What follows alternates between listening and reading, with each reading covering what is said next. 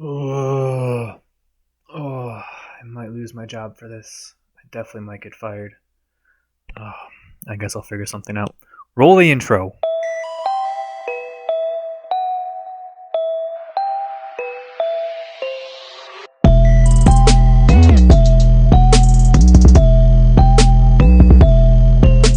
History of Swear Words is a new show on Netflix which consists of 6 20-minute long episodes, each of which focuses on a different English swear word.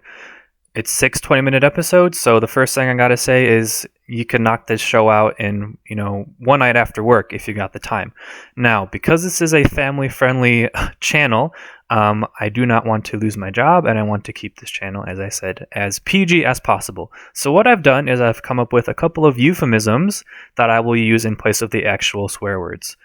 These are the words that I will use throughout this video if I absolutely necessarily need to say one of the words. So here are the 6 euphemisms that I have come up with to talk about each of the swear words that the show focuses on. Swear word number 1 is the F-bomb. Next we have crap, but again the more profane version of that. Then we have the word that can describe a female dog, starts with the letter B. We also have a word that can describe a male genitalia. This word also is a nickname for a person named Richard. The 5th episode, they talk about a word that could be used to describe a cat or a woman's private part. And then the last episode is about the word damn, which I personally think is the least offensive of those, and I don't really have too much trouble saying that one. I want to start off by talking about the positives of this show, because there is a lot to like about this show. I really like the episode structure, so each episode starts with the host, who is Nicolas Cage in top form. Like, this is, in my opinion, his best role. I'm going to throw a screenshot on the screen right now of him from the show. I mean, look at that. Who wouldn't want to learn about swear words from that guy? This is without a doubt the best role I've ever seen Nicolas Cage in. So he starts off each episode kind of introducing the swear word. We then learn about the origins of the word. So what language does it come from?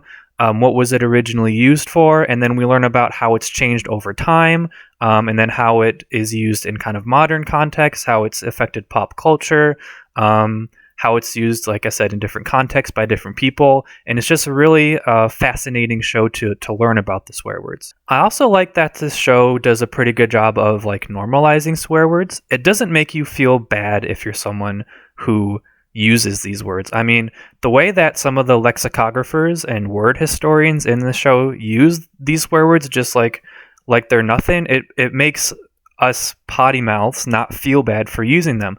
And that's something else I want to talk about. This show is relatable for everyone, because everyone at some point in their life, whether it was a long time ago, just in the heat of the moment, or if you're someone maybe like myself and others who kind of use these words in regular rotation, it doesn't make you feel bad about doing that. And again, everyone swears. If you're a parent who's watching this show and you're like, "Oh, my kid's never sworn," that's not true.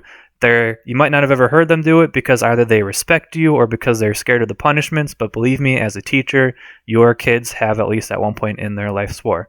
If you're a kid watching this show, don't watch it with your parents around, because like I said, they toss around these words like they're nothing. So just be careful with who you're watching it around or with. History of swear words is also super informative. As a history buff, I really enjoyed learning about, like I said, the history of these words, the development, how they've gone through kind of cycles where they started off as just kind of a nothing word, and then they began to be used as more and more offensive, and then they kind of reached like peak offensiveness, and then some of them have become close to like not being anything.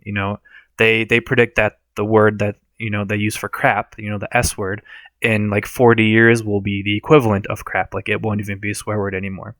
I also really enjoyed learning how these words affected the creation of the parental advisory label that you see on a lot of album covers nowadays. And I also really enjoyed, as a film buff, learning how these swear words affected kind of censorship and the movie rating system as well, like how films got their PG-13, and R rating. So I really enjoyed the pop culture aspect of these words.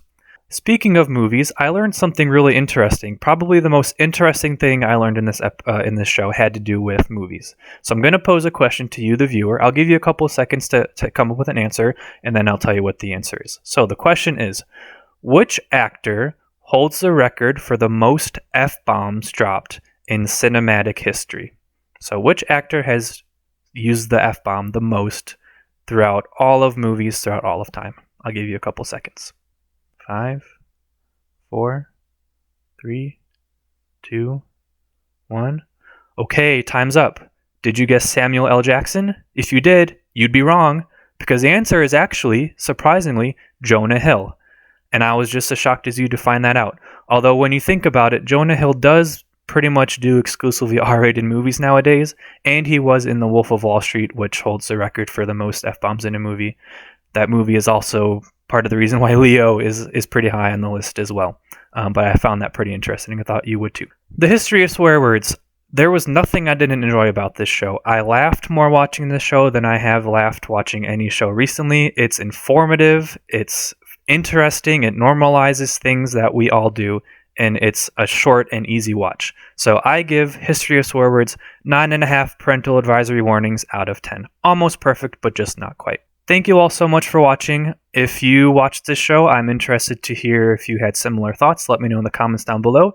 Stay tuned for future videos. Have a good day. Thank you.